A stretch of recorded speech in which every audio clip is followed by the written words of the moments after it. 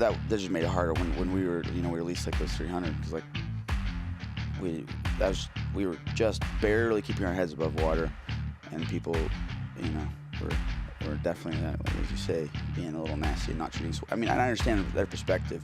All these people took work off. They set 5 alarms. They did a lot of stuff to be ready for the drop, and they successfully added to their 20,000 people added successfully to their cart. So I understand their frustration. We took care of everyone in any way we could, but in terms of our we didn't want that to happen. You're still left with 22,600 pissed off people. Yeah, exactly. Yeah. I mean, y'all would still be. I would assume you would still be fulfilling back orders from that.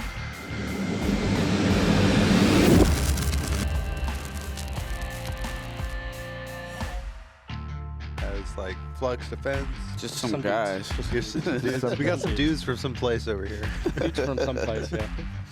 Yeah, whatever you guys want, really. Yeah. But, I don't know. We'll just do this. We'll just go with some dudes from some place. That'll be a cool intro.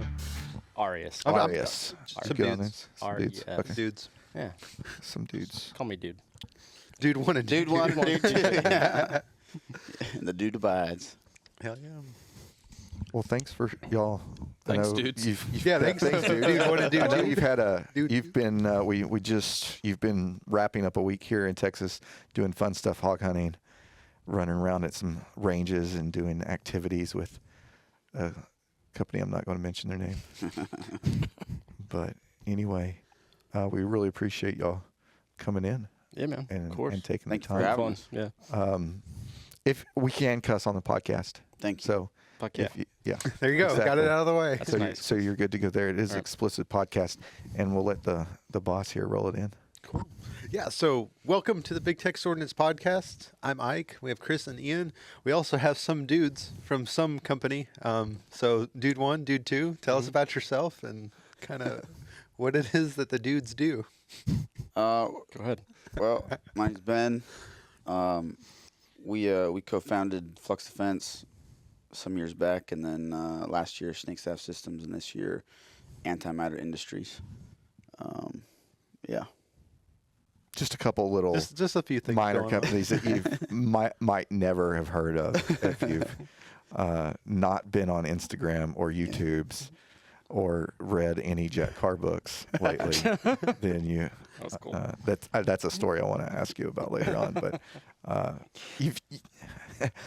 you've got the most, and we talked about it earlier. Every time we take the Raider to any event, it doesn't matter what the Raider is setting by. There could be literally there's 7 of the Magpul Hodge rifles, Yeah. right? It would be setting on the table next to a 1 of 7. And everybody, what's this? Ooh, what's what's this? this? What's all these They things push do? the button, the stock comes out. They're like, everybody's face lights up. Like, oh, that's cool. Yeah. And then we'll do like the mag change demo on the 321. Everyone's like, oh, dude. Like you see their like little lights going off and stuff. And by far the most thing that's ever picked up. Like everyone loves it. So how did you? We'll get into how you came up with that stuff, but how did you get in guns? How did you get into this industry? What's your background? That's a good question. I think we've just always been into it. I mean, like since a young age, I was like building Lego guns. You're fucking making a Glock out of fucking Legos. That's pretty fun. I was always drawing guns. Always really interested in industrial design.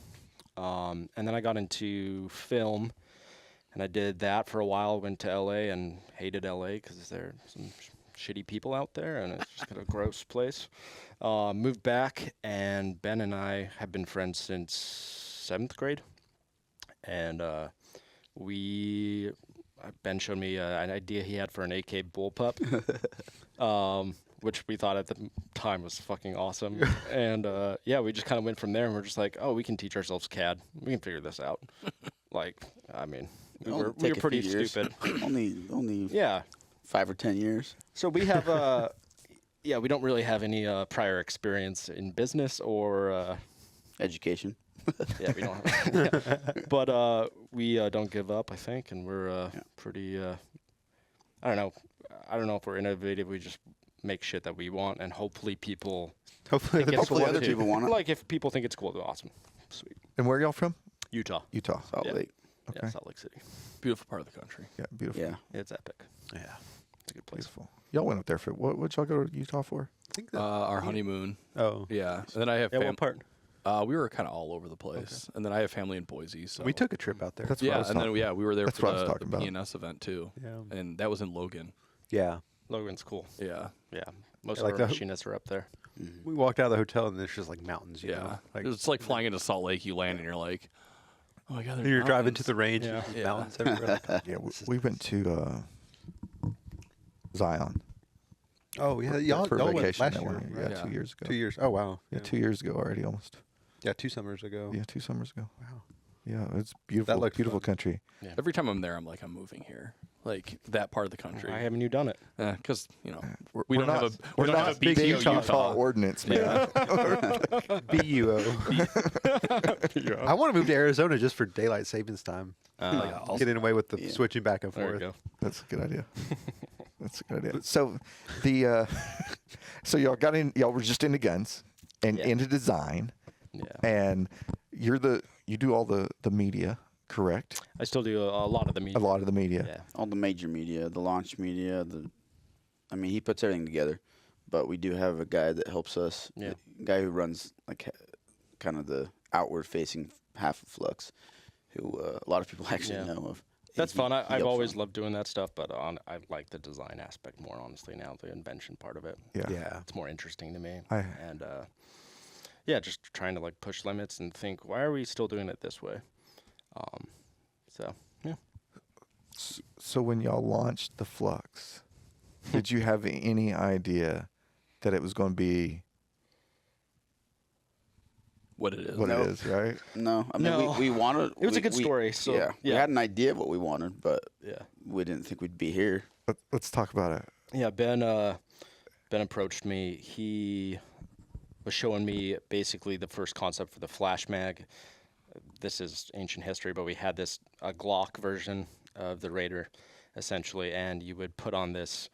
It was awesome. We showed it to Mike Pappas over at Dead Air. That guy was kind of a mentor for us at the beginning because we had no fucking idea what we were doing. And that guy's a wealth of knowledge, right? So he's so fucking cool to us. And he was like, it's cool, guys. I think I'm not sure I would launch with this product necessarily. I think it needs to be like a full PDW. And I had always wanted a MP7, but obviously that's really hard to get as a civilian. Who doesn't? So I was just like, man, I want this fucking gun.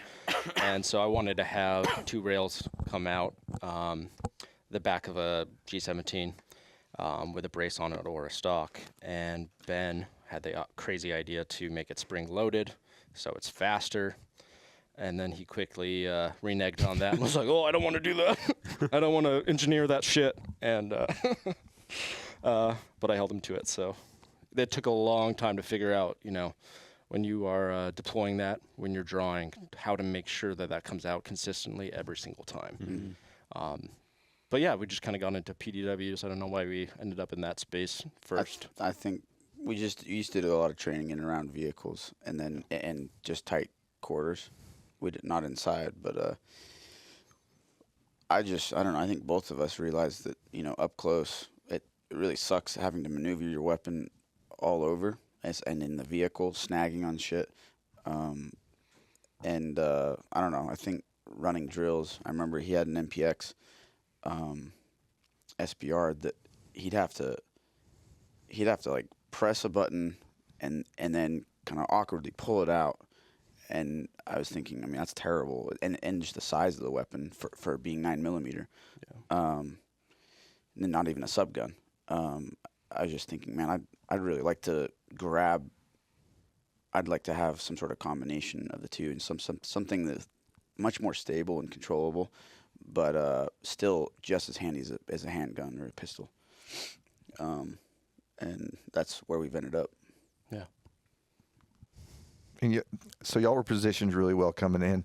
That was right. Did y'all release? When did y'all release the Flux Raider? The Raider or when we start? The Glock one we released, 4 years ago. 2019?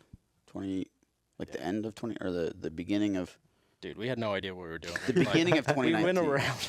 I don't SHOT know. Show with I don't like know when's what. we went around with a SHOT Show with like a blue gun Yeah. with it attached to it, and Just we in my ran belt. into some of our heroes like Travis Haley, and we're like, Yeah. dude, like we literally built this because like we watch your videos and like this is economy of movement, right? Maple Dynamics. Oh, yeah. And so he saw it and he became a friend, which is crazy. And then we just kept sending it out to people.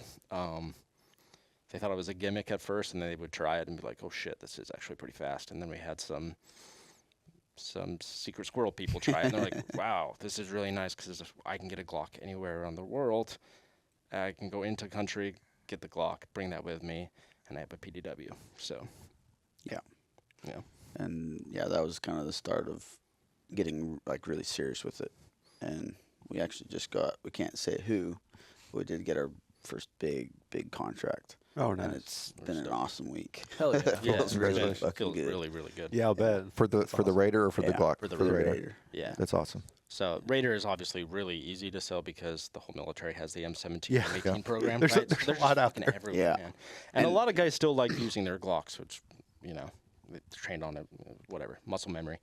But they have a bunch of FCUs lying around. And so they're just, we'll take a little PDW with that, please. It's fantastic. It's nice. And back when y'all first launched, the ATF wasn't playing the whole pistol brace game, I mean, right? they were and they weren't. And, yeah. They weren't. They were. they Yeah, weren't. yeah. I mean, they've been ever since SB, created the brace. They've been playing it back and forth, obviously. So they were, but not like they are now. You Right. know, they're not playing this hard. Luckily, they'll keep losing and losing. Yep. Because I mean, the Constitution and our Second Amendment is what it is, and they can't make or change law. So even every time they try, they keep getting crushed in court. So, we have faith that we will succeed in the long term. We don't know when it'll happen, but I mean, if you look at what they're arguing as well, they're arguing that braced pistols are SBRs, and in I don't know how many different court cases, landmark court cases, they have ruled that if it's in common use, it's protected. Yep. And they're saying there's like 40 million of these out there. Yeah. That's more than common use. Yeah. I mean, that's extremely common. Yeah. So I think it's going to backfire on them eventually. Hopefully. And Hopefully, that's what we So we'll see. we feel the same on that for sure. So when you launched the Raider, and it just blew up. Yeah. I mean, like it didn't blow up, but it was very popular, Yeah, it did right? well. It blew up in a good way. And it blew up in a good way. It hasn't blown up. Like, Yeah, and y'all kept. I'm going to talk about some of the hurdles that I know about, and you can go into it in Yeah, depth because a good challenge story is always a good story. But you had production issues, right? You had, and you faced those. You had actually like getting the product on your website and your website sustaining the traffic. Because I mean, we went through that. Like, it's rough. did I talk to you on the phone? I think so. It was a pretty bad weekend. Yeah. Like I messaged, like I saw it, the email went out, like y'all were getting just like people were just being absolute dicks on Instagram. And I messaged you, dude. I was like, dude, it's okay. Yeah, like, that was awesome. yeah. Thanks This for is- reaching out. Thanks, man. this is not like people don't understand. People get nasty, man. Like it's I know. And there's no so you didn't get it. It'll come back. Like I understand it. Trust me, it hurts me a lot more that my website's not functioning and not able to sell. and I Nobody's happy feel about bad. this, you know? Nobody's happy about it, and we didn't do it on purpose. And we've dedicated hundreds of hours and thousands upon thousands of dollars to figure these issues out. And people don't understand the fact that websites are not designed to sustain hundreds of people doing the same action in a matter at of one time. seconds. Smashing the Yeah. F5 There's- F5 button until your keyboard. Yeah. And There's we not have a, crazy spikes. Like, Yeah, everyone I will be mean, on our website because like there's no product. we don't have And then all of a anything. sudden it's like 23,000 people trying to put it in Yeah. their cart at Yeah. once, and we're like, shit. Yeah. 23,000 people successfully added to their cart in Bro. those 2 days. And there was only 300 was a for bad that day. for that small little drop there, and it was dumb. We made mistakes. You know, we shouldn't have told everybody. It'd been a long time since we told everybody that we were having a restock, and my gut, I don't know, we didn't consider it enough. And then I thought we had an adaptive server that would, you know, be able to handle the load. And No. I guess there was a breakdown in communication. We didn't have that. And then I thought we got it the second day, and because I told them we cannot have this happen again. It's really, really, really bad. And it happened again. So that was pretty hard. That was the worst. It was rough. The worst weekend In a while. in a long time. Yeah. But we have.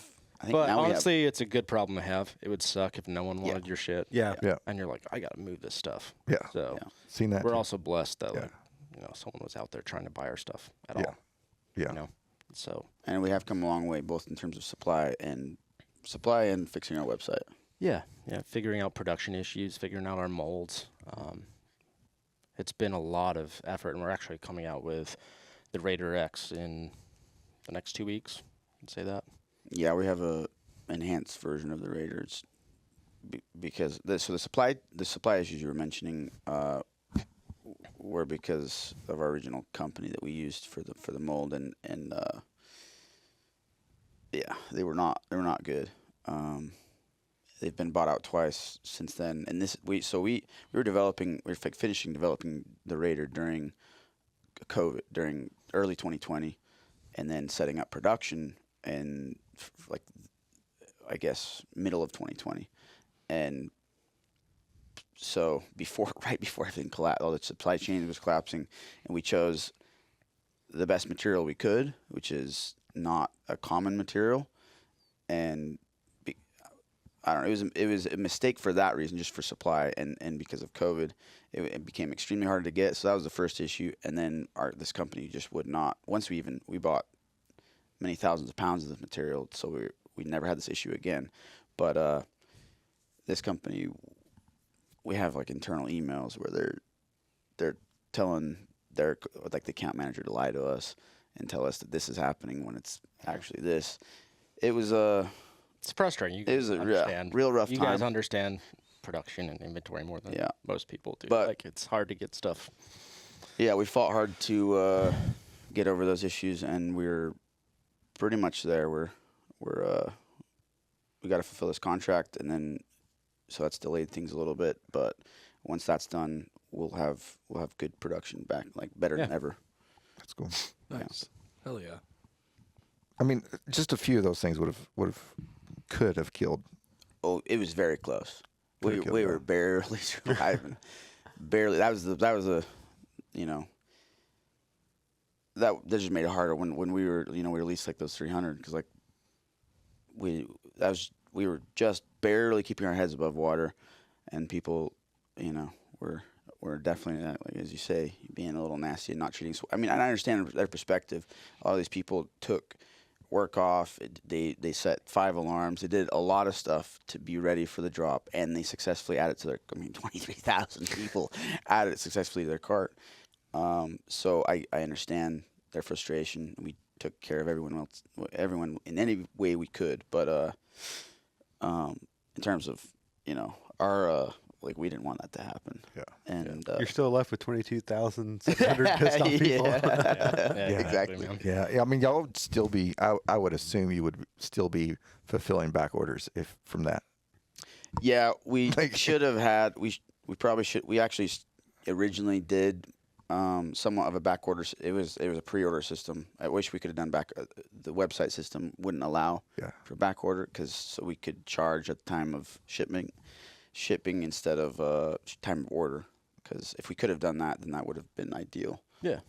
But You live and you learn. You learn. Yeah. Yeah. So, Yeah. Well, good job getting past that. thanks, dude. Thank you. Appreciate that.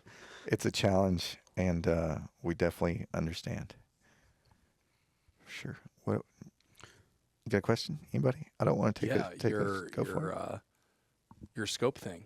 Yeah, I was gonna say, what's Scope Scope Jacker switch. 9000. Yeah, the scope. Yeah, I've saw those on Instagram and Yeah. YouTube, and we just got to play with one. That thing's sweet. Thanks, Like man. super It's fun. cool. Yeah, it's cool. It's an idea that came from follow focus gears on camera rigs. Usually, you don't touch the lens really. Like you're doing that all remotely, whether it's electronic or a series of gears. We ended up using cabling because that's a lot more durable than using gears in austere environments. Guns get fucking dirty. The Utah environment is like this moon dust, Yeah. right? Like it's really shitty thing. So I mean, luckily we get a test in that environment because it makes sure that we're And we get hot and cold. yeah. So anyway, we figured out gears are not the way to go with that. And yeah, the whole thing is just like, why should you move your hand back here in a place where you cannot possibly shoot, and you shouldn't shoot because you don't have positive control of the weapon, just to change your magnification. And so, yeah, we just kind of went from there, and we're like, okay, how can we do this? How can we make it still a really good mount? So it's only 2 ounces more than a traditional mount, which is awesome. It's 70-75. It's a really, really robust mount. But it gives you a little bit of an edge, and I think people don't quite realize yet, like it's mainly for target ID. Like what is in that window? What's over What's there? in Like, the hand? if you're a Like, cop, yeah. if you're in the military, yeah, what is that? Like, Is that a and Glock or it's assault or an also- iPhone? yeah, and the guy doesn't have to be 100 yards away. That's really useful 50, 25 yards away. Like, what is in that guy's hand? That's what we're finding. Yeah, I mean, I think that most of us who train regularly, a lot of us don't do a great job, myself included, at having some sort of like no shoot or shoot no shoot drills, where like we typically just have targets set up, Burn it down. and we burn it down, and we destroy those targets as fast as humanly And we're possible. gaming it. We know, like, okay, Yeah, I mean, these are all you targets. set those targets up. You know exactly where they are. Very rarely will we do a blind, stage or a drill where we can think on the fly and identify no shoots or shoots. And at distance, not all your targets are like, even in competition where you have one color and another color. It's obvious, and at any distance you can obviously tell that.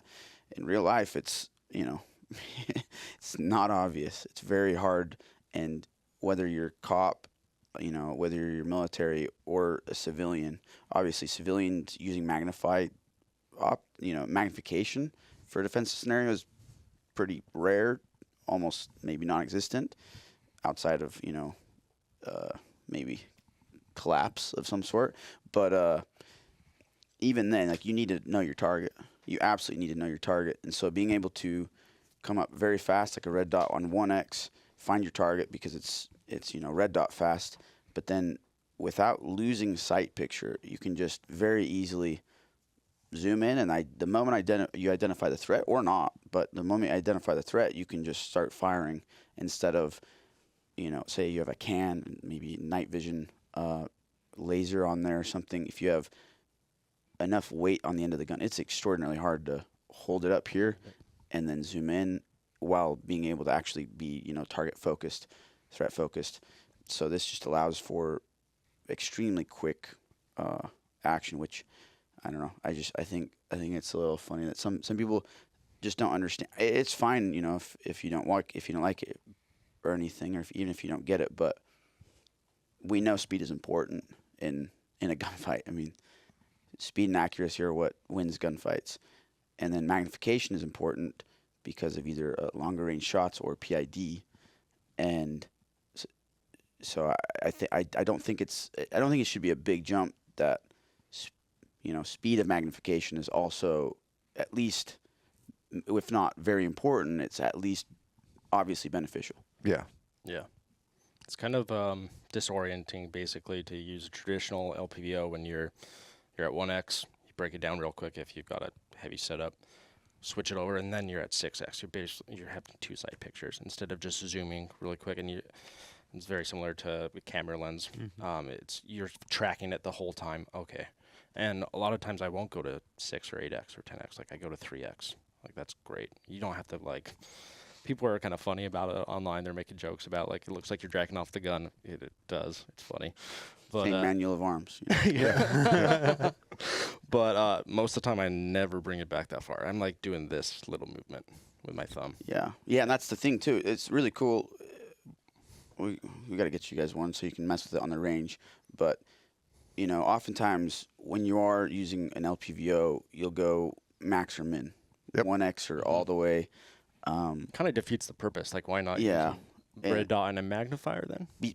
What's the point of Yeah, having because an that's LPVO? basically what you. Yeah. Exactly. It's literally you're adding a bunch of weight. So why the fuck are you using an LPVO? It doesn't make sense anymore. Yeah. Whereas there's plenty of ranges, plenty of situations where the ideal is going to be somewhere in the middle. Yeah. And I wish I understood it fully, why it works so well, but so intuitive. But when you pull it up and you start zooming in, like you just stop zooming when it's ideally, like when it's the ideal sight picture, and then you can fire or whatever. It's just super intuitive, and you can also go back very quickly if you needed to come back to 1x and go red dot fast again very quickly. You can also do that. Yeah, we were shooting hogs yesterday out of the helicopter, and I found myself IDing at 1x, and I would just as they're through the tall brush, I'm just going at 2 or 3x, and it made it a lot easier, honestly, at the height that we were at. Yeah. So yeah, I was doing a lot of positional stuff last week up at Ridgeline, and it was we were shooting from 400 yards into 100. Oh, cool. And into basically everything from 400 and in. So there was a lot of in betweens, and it was a lot of shooting under cards, through shooting on top of cars, barricades, a lot of positional stuff. And it was I would want higher magnification on some so you could see splash or target ID, and then it was a lot of back and forth, and that would have been actually really cool to fuck with there and to see how that was, because it was super fun. I found myself I'd be too zoomed in for laying underneath a car, and it was whoa, I'm way zoomed in from the last target and having to break grip, reposition that, and that would have been kind of fancy. Yeah, because if you're not using the LPVO, like you just said, if you're not using the different powers, if you're not at 10x or if you're not at 6x at some point, then shooting at 1, if you're not doing that properly, and you're not getting your money's worth out of having that optic, or your then you'd be better off with a 5x magnifier or 3x magnifier and red dot. But there's situations where you want that PID or that reach out and touch or that range estimation because you've got a milled reticle, being able to call wind, whatever, you're using that. And, at Joe's class last spring, I found myself very rarely, it was either at 1 or I was at 10. Right. I wasn't at 5. I wasn't at 4. I know you mentioned it on our podcast that you were running a Ford is 16? 3.5 or 3.6, whatever it is.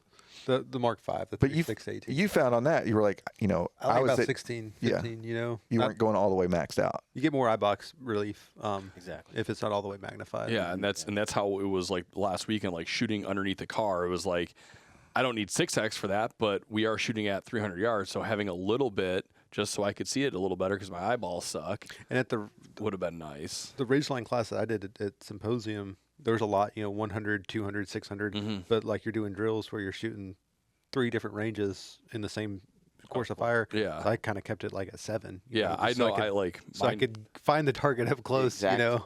but still be able to see, to make that 500. My 1 to 6 last weekend sat at 4 a lot. Yeah. It was whatever on the vortex is almost straight up and down, just because it was more eye box relief and then just being able to see a little further.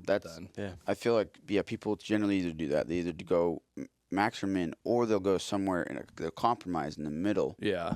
Which is fine, but the compromise in the middle so they don't have to go back and forth and actuate their scope. Mm-hmm.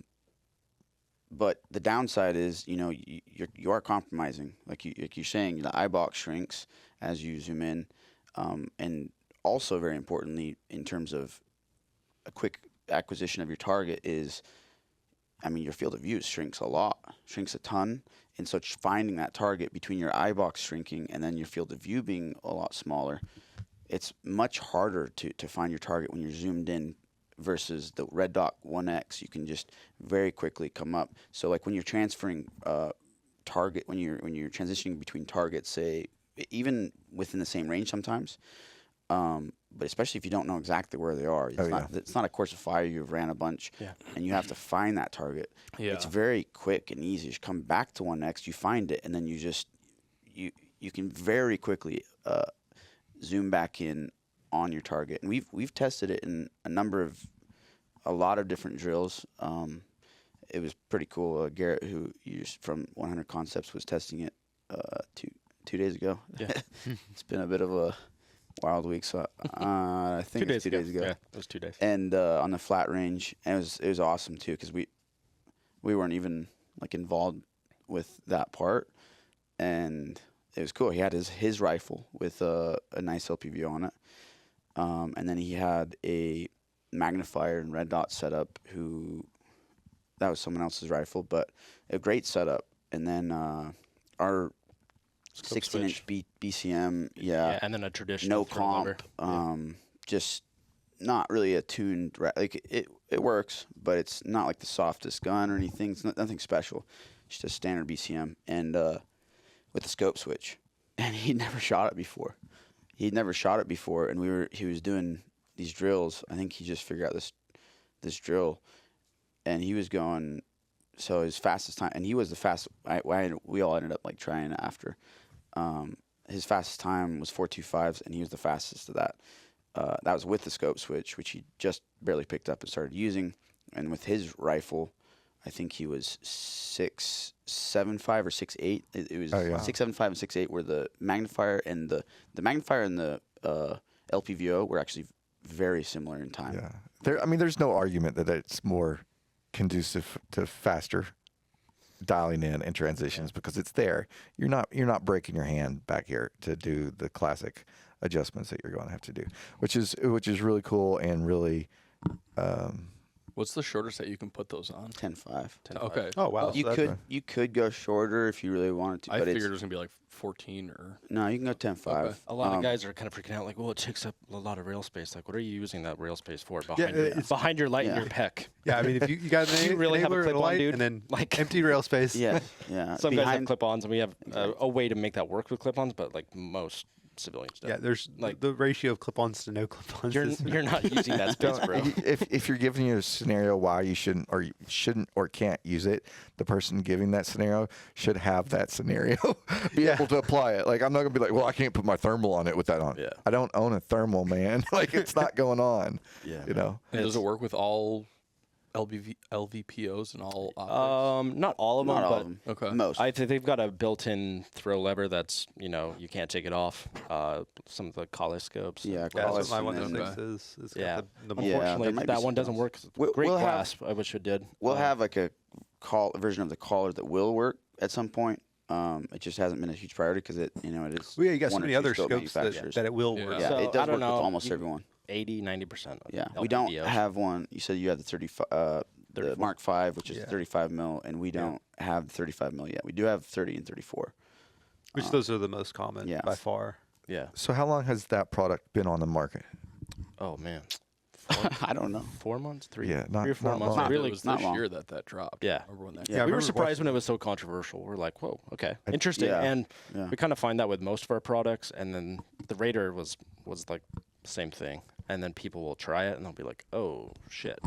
Yeah. If it makes me a better shooter, why wouldn't you do that's the American Yeah. way, man. You do anything to get an advantage in a fight. Right. We don't just like, I don't know. I think it's interesting, and I think we'll see. Time will tell if if this gen or the next gen or whatever becomes a thing that everyone wants on their rifle, or maybe it doesn't go that way. Maybe LPVOs aren't the future, and it goes back to just being red dots. That's cool too. But I definitely see a big change in my shooting, and where is I going with that one? Well, I think what Ari's trying to say is that just because magnification isn't typically in everyday life for a civilian, magnification is not very important. Just because most of the time we're going to be using our pistol, or like in a self-defense scenario, pistol, or if we're at home, then maybe our rifle in very close quarters. But at the same time, how many civilians have LPVOs? and Yes. So flip up the break. magnifiers. That's Everyone the thing. thinks you should be able to have the same Yeah. shit that the military has. Right. I think it's too important too. Like if your rifle's capable of performing at this distance, be able to take advantage of that with light and with with magnification. And again, going back to PID, it's like we challenge people, like have your buddy go out 100 yards away from you. Make sure your rifle's clear and safe, or just just use the scope. Just use the scope itself. Just use the scope, people. Right? Yeah. Just use the scope. It is extremely hard to tell what a guy is doing if he's got a black iPhone raised up in this position, which is I'm filming. I'm filming you. Yeah. Yeah, you can't tell if it's a Glock or a phone, and you think you could, like it's 100 yards, but it is really, really difficult. You can see that there's a person there. Yeah, like a person with like a black dot maybe or something. But you I might need be to able to shoot see it. Yeah. Yeah, and if you think you're a cop and you're in a situation where like shit's going down, you're gonna have a bunch of guys filming this incident, and you need to know like really quickly that's not a threat. I need to find the actual threat. So I think it's important for target ID. I think it can save some lives, help the officer make a better decision, since he's responsible for every freaking round that comes out of that gun. There's a potential lawsuit. So you gotta, same thing with the military. You really gotta know what you're shooting at.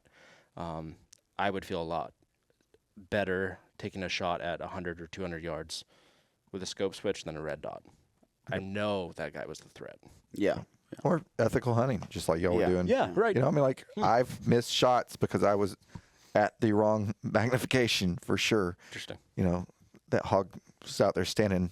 I cranked it up, and it takes off, and now it's running. And now you're at 10x, and you're like, where is the animal? They scatter. Yeah. And I heard that two-legged animals do the same thing. They don't just stand around when you're shooting at them. Yeah. They move. Run away. And sometimes it's really helpful to be able to pull back real quick and then engage as they're running. It was definitely cool. I think the first video I saw it on YouTube was QVO Tactical when he was posting up some stuff. Roger over there is a good dude. He's a great dude. And he puts out some good information. So yeah. I think he has a discount code for our website too. Anyway, the next thing.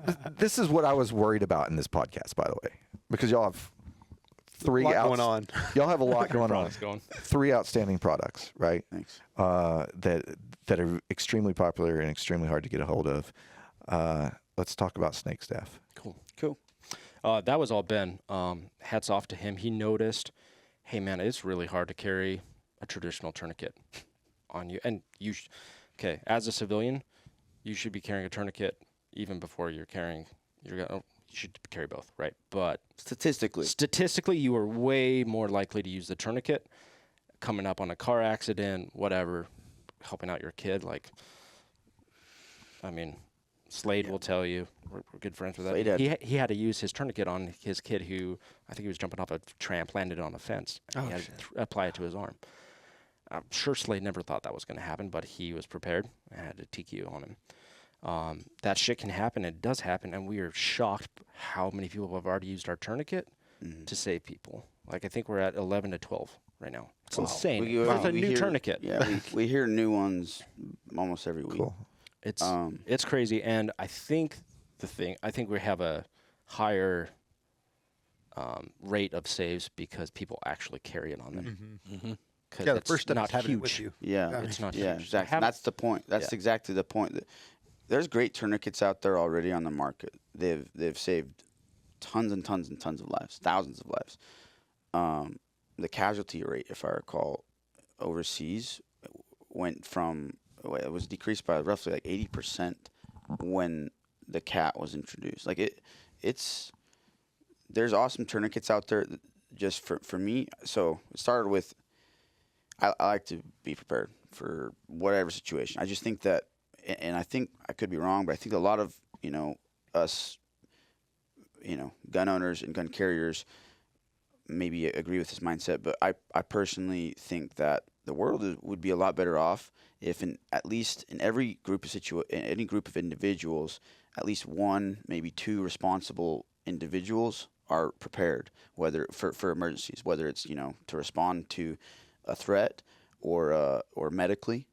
I just think we're all better off. So I want to take that responsibility with myself, and I carry a lot of shit. I get made fun of all the time because I carry 10 pounds of gear on my and you would necessarily know it when I take my I mean I also don't wear a shirt, I guess, but so it is obvious when I'm not wearing a shirt, but if I'm wearing a shirt, then it's all concealed well. And I wanted to add a tourniquet, so I found out I was trying to kind of figure out realistic threats, and I found out that hemorrhaging, so bleeding out, was the leading cause of preventable death.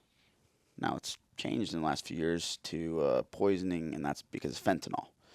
But it's still number 2. Like, it's still extraordinarily high. People die because I don't remember what it was, but it was like 50,000 people in America. It's also in the world is the leading cause of preventable death is bleeding out.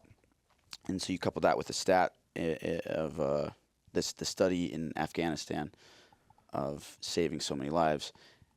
And then I also found out, I mean, you can die from a broken leg in 3 minutes, which is just for me, that was like a huge. If the bone severs. Right. Yeah. Yeah. Sorry. If you have a compound fracture, Go on to YouTube, look up that shit. It's bad. it is 2 crazy. minutes you can pass out, and then you're dead in 3. So you really only have 2 minutes before you can actually save your life, and that was enough. Like, I'm like, okay, so I got my tourniquets and I got my med kit in my car, or my pack that's staged somewhere or whatever.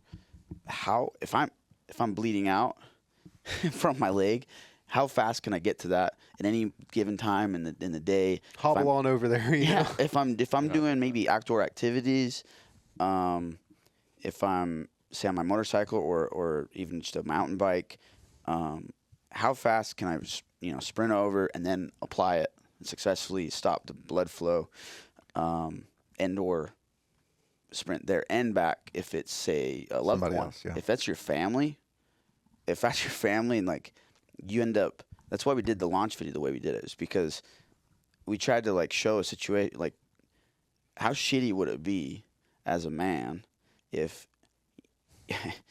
your family's bleeding, say your wife or your kid is bleeding out and dying in front of you, and you can't help them because you didn't prepare.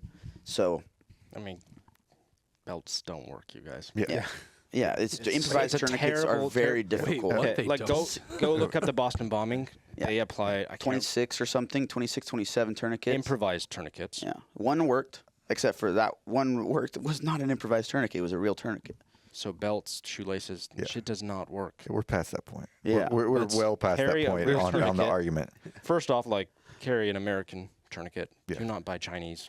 Yeah. Like Don't buy a tourniquet on Amazon. please buy buy Yeah. any of our competitors from America. Do not buy a Chinese Yeah. fucking tourniquet. Yeah. It will get you killed. Like we have had multiple use cases where a cop, for instance, or like Cop and EMS. they got their procurement guy fucked up and bought a Yeah. Chinese cat. And This cat costs $5. yeah, Yeah. awesome. and it broke, and then they had The to use windlass- ours. Yeah. Yeah, they've had multiple Good failures. cats, will save your life. And that's our other thing. Like, I really don't care what tourniquet you guys use. Just carry a tourniquet. If you can handle carrying a cat or whatever, like, Do it. do it. It's awesome. Why can't we have options? Like, this tourniquet is essentially the 365 or the 43X of tourniquets. It's just another tool in your arsenal. It doesn't mean you shouldn't have other tourniquets. Like, you should have another gun. You should have a 2-inch wide one if you need to. But, it's... How many flashlights should you have, Ian? A lot. All of them. All the lumens, all the tourniquets. Yeah. All So the time. if this thing helps you actually carry it on you, because you can put it on in your keychain with the carabiner lock, you can put it wherever. Cool. Then we've succeeded. And you just had a recent cool announcement. Yeah. Right? UT San Antonio? Oh yeah, we have a study finally coming up. So Awesome. a lot of people have been asking for published data, and that's finally gonna be coming. We're also working on publishing our own like use cases because we have a program to we think it's I think it's pretty cool. I thought it was a great idea, but we provide so if people tell us about their use case and provide us details. Ideally, the police report typically, and or some of them have been case reports because we've actually had, like half of them have been LE that have used them. So You can read that online. We're putting it up pretty soon, but they you'll tell be us able their to story. see the whole We story. replace their tourniquet. For what them. happened. Obviously, a lot of the information is confidential. So you don't Right. release some of that stuff, but yeah, it's cool, man. We're excited about it, and we're actually we don't dog on other tourniquets, and that's actually really helped us in the industry. So we actually became friends with the guys over at North American Rescue, Oh, or the guys behind, like the main distributor of CAT, the only distributor, and we're releasing a really badass EDC IFAC with them, like something you would actually carry in your pocket. Yeah. Okay, that's cool. Because tourniquets are only going to help the limbs, and so what do you do if you got a penetrating? Yeah, I'm trying. And will that have the Snakestaff in it? You will either It's include it or it can be optional, yeah. optional. Yeah. Very cool. But it'll have high fin chest seals, wound packing gauze, the real shit. Yeah, after a lot of No tampon? careful study. No tampon. No. Yeah, no tampon. Carrie's going to pop out of the ceiling. He's going to be like, what are you doing? They've been really cool to us, and we've learned a lot from those guys. Yeah. That's cool. That's good for y'all spearheading that. Yeah, That's man. that's good. I think we can do a lot more in the industry when we do collabs. I think a lot of people are just like, stay away. Like, you're in my space, man. Like, we try to collab with everyone we can. Like, it's been a really awesome week just being with 100 Concepts. Like, those guys are so young. To be in the industry. Like, they're crazy. They're in like early Jonah's 20s. 23. Yeah, Jonas. Yeah. Yeah. And they're crushing it. Yeah. Like, they're doing Kids these amazing. days. Yeah. Amazing. Oh, whippersnappers. Seriously, I know. yeah. It's not like we're much older, but it's really cool to see those guys crushing it. And, yeah, man, it's just been badass. So. I'm old enough to be Jonah's father.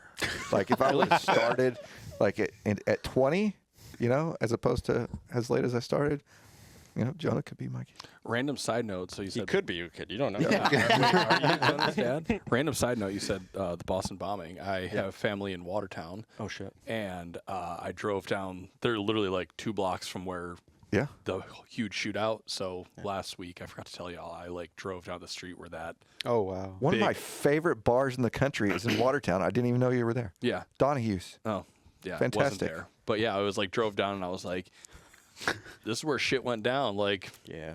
shootout, handgun, whatever, explosions. Like, oh, okay, yeah. Or sorry, random side. It was a tangent. pretty gnarly event. Yeah, I and was it like, doesn't have to be an act of terrorism or whatever. Yeah.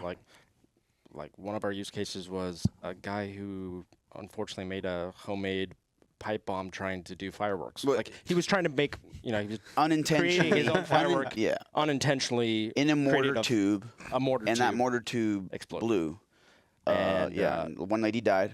Shrapnel to her heart. Oh, God. And then A cop arrived on scene, was able to apply 2 of our tourniquets. Is that right? Yeah, 2 of ours, and then those are some of the bad cat failure, like the fake cat failures in that one as well. I guess there's Yeah, man. Fake cats should be illegal. Like they. Yeah, that's It's crazy, It's man. crazy that Amazon even allows this to happen. Cause yeah. Like it's a life-saving device. Buy a real cat. Go to North American Rescue. yeah, people Again, don't I'm like repping another company, but like that's. Oh, yeah. I don't care. Like, have the right shit. So They you don't wanna save realize someone's it though, life. because it's like, oh, I need I want a first aid kit. I'll go on Amazon Oh, because let me get I'm the gonna $7 one. yeah, because Yeah. I'm gonna buy my shampoo, a TV, a bed for my dog, and the first aid kit I need. Yeah. People don't realize how much pressure you're applying to that windlass. It will snap on you if it's not really high glass filled nylon. And there was a point in time within the last year and a half that you couldn't find cats because they were all going to Ukraine. Yeah. We couldn't get cats through our Yeah. distributor. We had LA coming up to us, message, hey, can you get this? We need this. Yeah. We've now used one. We can't replace it. What can you do? We actually tried to go direct with North American. They're like, hey, we don't have the capacity to go direct. Still get it from distro. That supply chain issue has now been solved, and we can get them through RSR now, and we continually stock them. Awesome. But there was a point in time that we couldn't get cats to sell because the demand. They're still in high demand there because there's a lot of those, a lot of them, and a lot of people have died in Ukraine because of bad tourniquets. Both there was Wasn't there a- 10,000 3D printed ones. There's a bunch of fake ones. I would say, wasn't there a picture on, I don't know, one of the Instagram pages of like a huge shipment of medical and it was all just fake? it was all like a awful, man. a pallet of tourniquets, and it was Fake all tourniquets. fake Yeah, dude. tourniquets. Yeah, it sucks. It's Buy the good shit and then but carry it on you. It doesn't matter if it's in your 20 you more should have bucks. one in your car, but just having one at home is not enough. Yeah. Like we designed the ETQ to specifically fit in 9mm mag pouches, and so you could throw it in your appendix rig, because you should have that probably instead of A mag. your mag. 'Cause the chance of you using an extra mag really slim. I carry Put both, it in your but pocket. yeah, You carry yeah, both, yeah. right? But I don't need 35 rounds. you're going of to use that hollow points. tourniquet. You're going to use that tourniquet way before you use your gun, Right. statistically. Right. Science. Science. Yeah. Yeah. Well, what more? Like, I don't even know, like, if I can like put the pressure on you of coming up with yet another cool thing. But do y'all have anything cool that you're working on in the future Yeah, we that have you a can lot. talk about? Oh yeah. 3 hours later. That's Yeah. Exactly. Yeah. Cheat. Y'all are pretty innovative dudes. So that's, Thanks, bro. Where can people find information about y'all at? Antimatterindustries.com. Yeah, we're Our Instagram too. Antimatter, Flux, Snakestaff. yeah. We'll put some links up. We also have a few other products coming from the various companies, but Flick. I mean, you think about like video games. Like we don't have to look at our controller when we're fucking controlling things. Like all of us gamed growing up. You have so much What are you talking about dexterity. growing up? Yeah. Starfield just dropped, dude. That's why I'm so tired. But you have a lot of control and dexterity in your thumbs, and you can manage 4 or 5 buttons up on the handguard. Yeah. Dudes, we appreciate your time. Cool. No, Thank it's been a you. long Thank week. you. thank you. And if you made it all the way through this podcast and you just found out about these dudes, let them know. Hit them up on their social. Hit us up on the comments on this video. If you're listening to it on Spotify or wherever, let us know. Give us a 5-star review or a 1-star review, whatever you want to do. Just, it's important. Subscribe, like, comment. Thanks for listening. Thanks for watching. And stay strapped or get clapped. That's what your grandma said.